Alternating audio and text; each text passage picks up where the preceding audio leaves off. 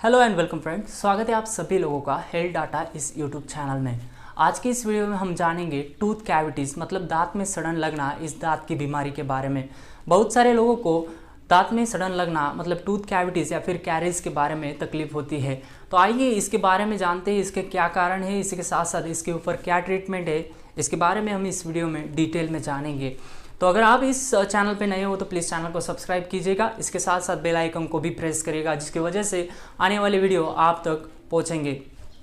ये tooth cavities क्या होते हैं, सबसे पहले इसके बारे में आपको मैं बताना चाहता हूँ।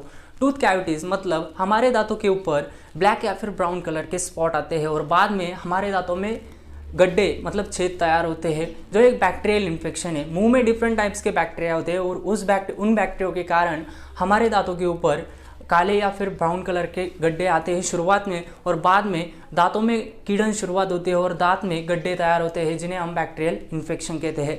अगर आपने इस पर ध्यान नहीं दिया, अगर आपने इस पर जल्दी ट्रीट नहीं किया तो आपका दांत ही बाद में पूरी तरीके से बर्बाद कर देंगे।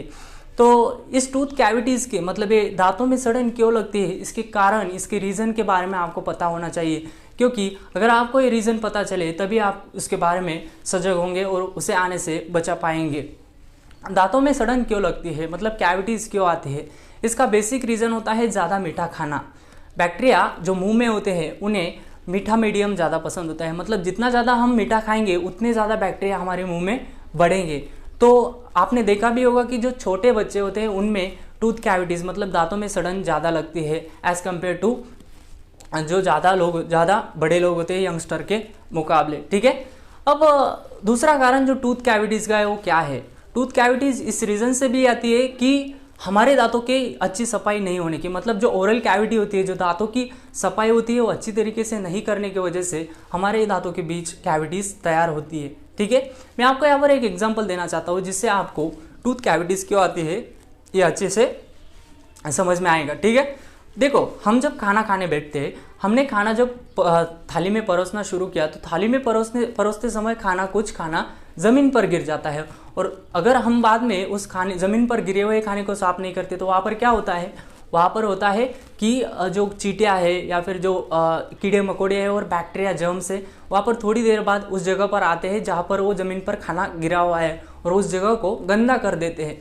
इसी प्रकार हम जब रात को या फिर दिन में जब भी खाना खाते हैं तो उस खाना खाने के प्रोसेस में क्या होता है, जो हम खाना खाते हैं उसमें से कुछ फूड पार्टिकल्स मतलब अन्न के कण हमारे दांतों के बीच अटक जाते हैं, गुज जाते हैं, और बाद में अगर हम उन्हें साफ नहीं करते, उस अटके हुए दांतों के बीच के खाने के पार्टिकल्स को नहीं साफ करते, तो वहाँ पर मुंह में जो डिफरेंट टाइप्स के गंदे बैक्टीरिया होते हैं वो बैक्टीरिया उस खाने को हजम कर लेते हैं, उसको पचा लेते हैं और उसी से एसिड बना लेते हैं। अब जो बैक्टीरिया ने एसिड बना लिया, वो एसिड वो हमारे दांतों के सरफेस मतलब दांतों पर सिक्रीट करना शुरू करते हैं और दांतों में गड्ढा या फिर छेद करना शुरू कर देते हैं, जिसे हम बाद में कहते हैं कि दांतों में सड़न लग चुकी है। ठीक है, तो ये रही टूथ कैविटीज़ और ये रहे टूथ कैविटीज़ के रीजंस। तो क्या हम इस नई कैविटीज़ को आने से रोक नहीं सकते, इस दांत की बीमारी को रोक नहीं सकते? तो मेरा एब्सोल्युटली आपको जवाब होगा हाँ, रोक सकते हैं। इसके लिए आपको मैं आगे कुछ टिप्स बता रहा हूँ, उस टिप्स को ज़रूर फॉलो करना है, तभी आप नई कैविटीज़ को आने से रोक सकते हैं। सबसे पहले आपको क्या करना है, नंबर 1, ज़्यादा मीठा खाना कम कर देना है। मैं आपको ये नहीं कह रहा हूँ कि डायरेक्टली बंद कीजिए, बंद करो तो अच्छा ही है, बट मीठा खाना सबको पसंद होता है, सबको अच्छा लगता है। इसलिए अगर आप ज़्यादा मीठा खाते हो तो आपको मीठा खाने की अमाउंट कम करनी है। मैंने पहले ही बता दिया था कि बैक्टीरिया को, जो मुंह में डिफरेंट बैक्टीरियाज होते हैं, उनको मीठा मीडियम ज़्यादा पसंद होता है, मीठे में वो ज़्यादा ग्रो करते हैं और इसी की वजह से हमारे दांतों में कैविटीज़ आती है। अगर आप मीठा कम खाएंगे तो बैक्टीरिया को मीठा मीडियम भी कम मिलेगा और बैक्टीरियाज की ग्रोथ भी अच्छी तरीके से नहीं हो पाएगी। और अगर आप मीठा खाएंगे भी तो क्या करना है, खाने के बाद आपको पानी से कुल्ला करना है, जिसकी वजह से जो दांतों के बीच मीठा अटका हुआ है उसे आप टाइम टू टाइम क्लीन करेंगे। ठीक है, नंबर 2, आपको क्या करना है, आपकी दांतों की सफाई मतलब जो ओरल कैविटी होती है, जो मुंह की सफाई है, उसे अच्छे से मेंटेन करना है। इसके लिए आपको क्या करना है, दिन में कम से कम 2 बार ब्रश जरूर करना है। बेसिकली हम सब लोग सुबह मतलब ब्रेकफास्ट से पहले ब्रश ज़रूर करते हैं, बट 10 to 20% ही पीपल होते हैं, 10 या फिर 20% ही लोग होते हैं जो रात को सोने से पहले ब्रश करते हैं। नहीं तो बहुत सारे लोग हैं सिर्फ सुबह ही ब्रश करते हैं, रात को सोने से पहले नहीं। जब हम रात में खाना खाते हैं तो रात भर जो खाना हमारे दांतों के बीच अटका हुआ होता है उन्हें बैक्टीरिया हजम कर लेते हैं और उसी से वो एसिड तैयार करते हैं और जिसकी वजह से नई कैविटीज़ आती है। तो आपको क्या करना है, दिन में 2 बार ब्रश करना है, सुबह एक और रात को सोने से पहले, जिसकी वजह से आपकी जो ओरल कैविटीज़ की सफाई, जो मुंह की सफाई है वो टाइम टू टाइम अच्छी रहे, अच्छी बरकरार रहे। ठीक है। नंबर 3, आपको क्या करना है, मैंने तो पहले बता दिया कि आपको टूथब्रश करना है। इसके बाद आपको क्या करना है, दिन में 1 बार एंटीबैक्टीरियल माउथ वॉश से आपको मुंह को धोना है, मतलब मुंह को अच्छी तरीके से माउथ वॉश से धोना है। आपको क्या करना है, रात को सोने से पहले लगभग 30 सेकंड तक अपने मुंह को माउथ वॉश से धोए, जिसकी वजह से जो मुंह में बची हुई बैक्टीरिया है वो भी मर जाएगी और आपको कैविटीज से ज़रूर इससे फ़ायदा होगा। ठीक है।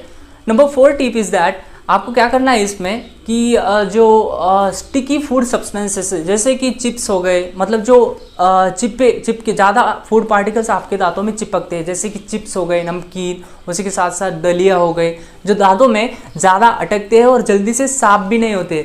तो ऐसे फूड सब्सटेंस, ऐसे फूड पार्टिकल्स या फिर ऐसे अन्न पदार्थ को आपको अवॉइड करना है, तभी आप कैविटीज से राहत पा सकते हैं। ठीक है।